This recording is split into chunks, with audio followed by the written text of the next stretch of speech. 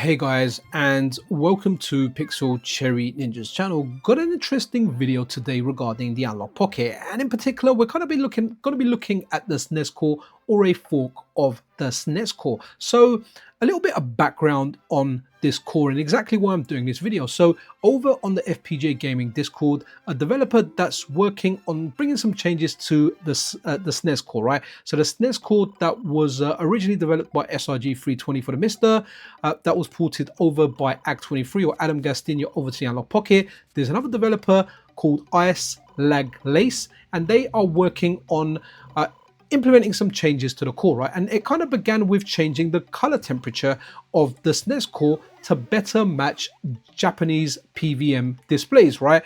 So I kind of had a look at the core, and there's like a slider of the color ranges you can have from 0 to 255. And I kind of pointed out, and we were speaking, I had a look at the core, and I said, look, I honestly cannot tell the difference between most of the options for the colors that you put in. So if I go from 0 to 255, there was only a couple of instances where I noticed some differences in the shade. So what icelaglace did, rather than having it in increments of 1, it went up in greater increments. So you've got less kind of choices of what you can have, but there isn't a lot of difference to people that aren't even colorblind. So in this conversation, what came out was I was colorblind, and I was like, look, it might be me, I can't tell much of a difference. So as well as changing the color temperature, what icelaglace started doing, and along with Boogermann, aka Marcus Jordan, they started having a look at how can they implement like an accessibility option to the core that will make it, or make games, in particular puzzle games like Super Puyo Puyo,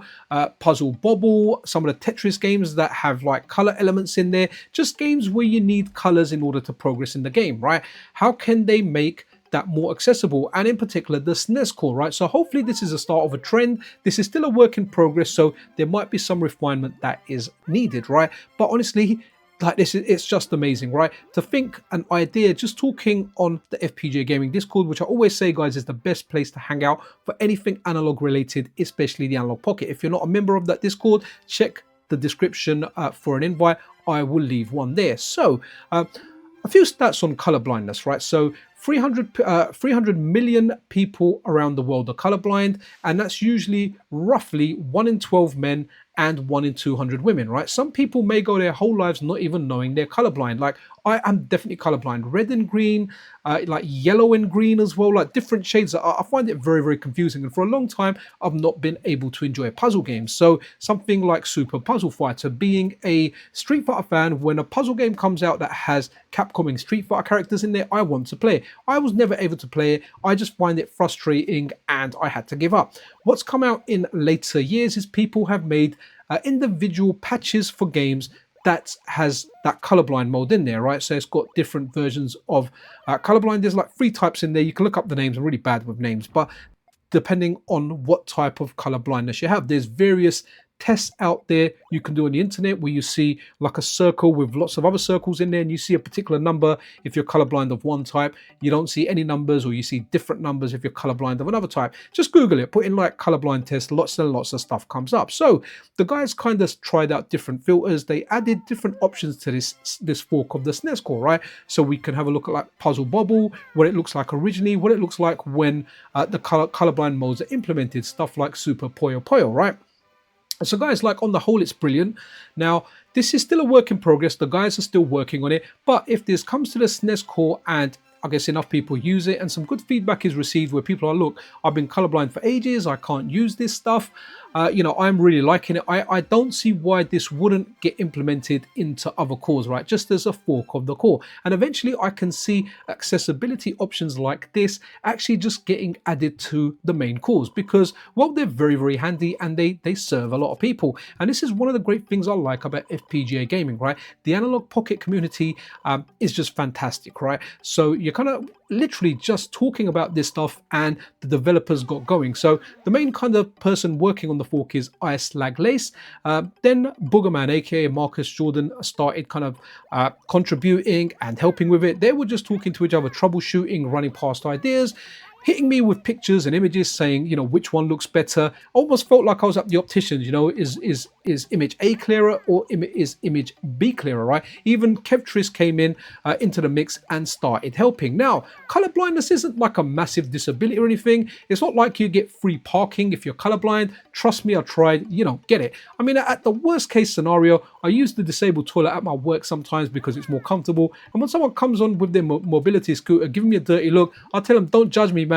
I'm colorblind. But do you know what? Let's have a look at this call, right? Let's have a look at the options. So here is the core up and running, and we have got Super Puyo Puyo running, right? So a game that I could never ever really play. So if we go into core settings, first of all, you're going to see right under square pixels, you've got color correction. So that's the default mode on here. But what we can do is, here you go, scan up in like increments of, is it 26, right? So we can change that. Again, there's not much of a difference here. Now, I don't use any of the color blindness options for something like Super Mario World because you don't need the colors for that. So I quite like the normal way it looks, but you can change stuff. I don't know if you guys are going to notice differences on here. Sorry, let me just go in here.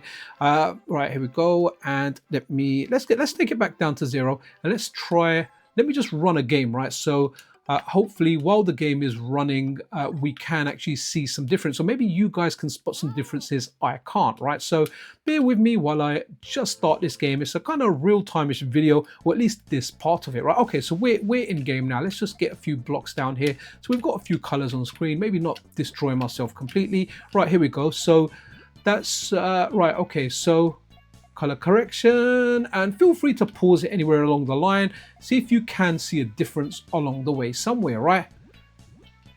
And okay. So again, that's here. It might work good with some of the filters, like if you're using a PVM filter in particular, but definitely experiment with this, try this out. So if you want to get this core, you need to add it manually for now. It's not available via the updates. It's not the main core, and this will overwrite your SNES core, but there's nothing to stop you reverting after, right? It's just a matter of copying some files over. So, right, that's that. But however, what's really interesting now is let's look at the color blindness, right? So none is on at the moment. Then we've got, I'm not even going to try and pronounce that right. I'm going to embarrass myself. Okay, so we've got an option here. Let's see if we can quickly change it to another one. Okay, let me continue. So we've got some game stuff on. Sorry about that, guys. We'll start that again. So let's get a few things up, right? Right. Let's get a few of these. Just so we've got a few colors on the screen. The thing is, I can't pause it. If I pause it, it gets rid of the block. So I kind of need to run it while it's running, right? So let's go into colorblind, and here we go. So that's one of them here.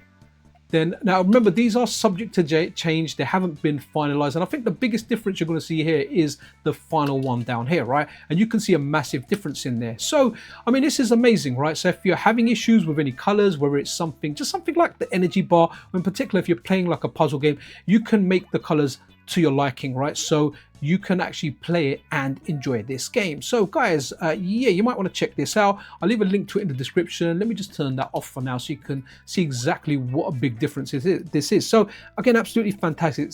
Fantastic. I absolutely love the community. I love the work that they're doing. I love this accessibility option, and I can see this becoming the normal in cores in the near future. Again, still a work in progress. The guys are still refining this, but just seeing the progress they've made in like one day, like it's 24 hours since we had the first conversation, right, about this, and all of a sudden there's been a few updates where they've implemented this stuff in there. So a big shout out to icelaglace. Thank you very much, buddy. Really do appreciate you and your work, as well as Boogermann and kevtris and anyone else involved, right? There's members of the community testing stuff, having a look at images and providing feedback. All that stuff is really, really important. The Analogue Pocket is excellent, and as well as getting a whole bunch of calls, now we're getting all these quality of life features, right? I mean, I originally remember playing like Call of Duty, right, when it came out for the Xbox 360. Was it Modern Warfare or wherever it was? And they always chose green and red, so I couldn't play it, and the game would be even more difficult for me.